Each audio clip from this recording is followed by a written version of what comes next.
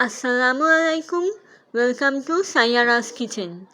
আমার আজকের রেসিপি মাছের তেলের চচ্চড়ি। চলুন শুরু করা যাক। রান্নাটা করার জন্য কী কী উপকরণ লাগছে তা আমি বলে দিচ্ছি। এখানে 2টি রুই মাছের তেল আছে, 250 গ্রামের মতো হবে। 3টি তেজপাতা, হাফ চা চামচ মেথি আর হাফ চা চামচ মৌরি আমি ভেজে গুঁড়ো করে নিয়েছি। মরিচ গুঁড়ো 1.5 চা চামচ, হলুদ গুঁড়ো 1 চা চামচ, ধনে গুঁড়ো 1 চা চামচ, 3টি ছোট পেঁয়াজ কুচি করে নিয়েছি, লবণ 1.5 চা চামচ, আদা রসুন বাটা 1 টেবিল চামচ, কাঁচামরিচ 3টি, জিরে গুঁড়ো 1 চা চামচ। হাঁড়িতে 1 টেবিল চামচ তেল গরম করে নিচ্ছি।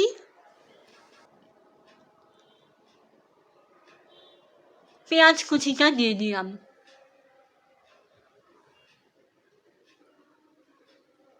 পেঁয়াজগুলোকে কিছুক্ষণ ভেজে নিব।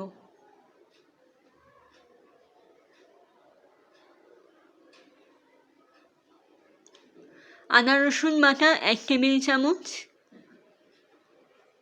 আদা রসুনের গন্ধ চলে যাওয়া পর্যন্ত ভেজে নিচ্ছি।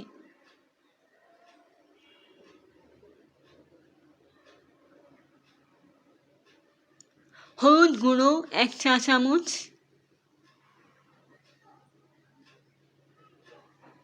মরিচ গুঁড়ো 1.5 চা চামচ,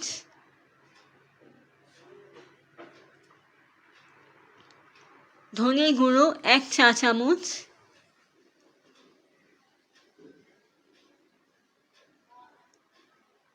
মশলাগুলো যেন পুড়ে না যায় তাই সামান্য পানি দিলাম।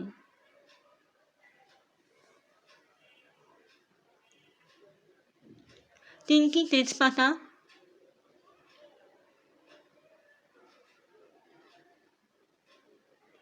1.5 চা চামচ লবণ,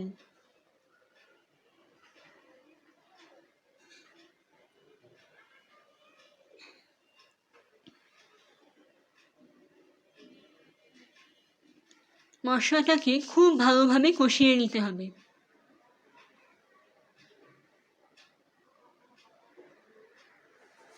মশলা কষানো হয়ে গেছে, এবার মাছের তেলগুলো দিয়ে দিচ্ছি। আমি 2টি রুই মাছের তেলকে খুব ভালোভাবে ধুয়ে পরিষ্কার করে নিয়েছি। সব কিছু নেড়ে চেড়ে ভালোভাবে মিশিয়ে 5 মিনিটের মতো রান্না করে নেব।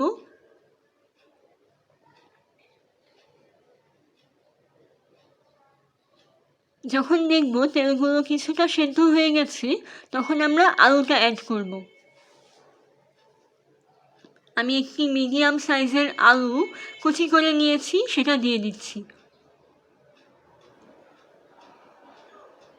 পেঁয়াজ পাতা দিচ্ছি 1/4 কাপ।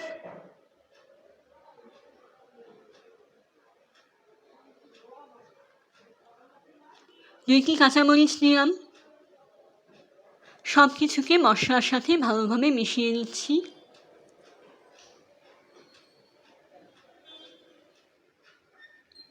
আলুগুলোকে সেদ্ধ করার জন্য আমরা কোনো পানি ব্যবহার করব না। এই মাছের তেলেই আলুগুলোকে সেদ্ধ করে নিব। অনেকক্ষণ সময় নিয়ে দাঁড়িয়ে থেকে এগুলোকে ভেজে নিতে হবে, না হলে নিচে লেগে যেতে পারে। অলমোস্ট 15 মিনিট ভেজে নেওয়ার পর আলুগুলো সেদ্ধ হয়ে এসেছে। এবার ধনেপাতা কুচি দিয়ে দিচ্ছি। মেথি আর মৌরির গুঁড়ো দিলাম 1 চা চামচ।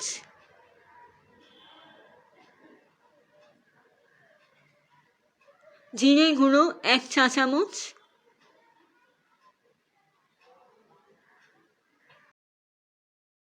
তেলটাকে আমরা আর 2-3 মিনিটের মতো রান্না করব।